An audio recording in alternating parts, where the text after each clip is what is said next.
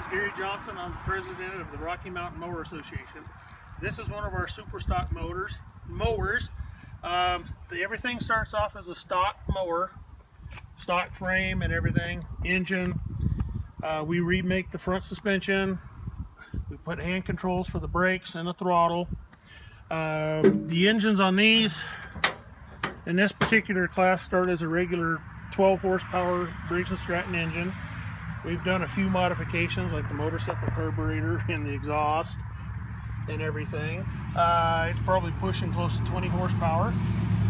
We do have some safety features on here like a scatter shield, and there's a plate down in here in case we do have a catastrophic failure, which we hope we don't. Top speed on this one's probably around 45 miles an hour.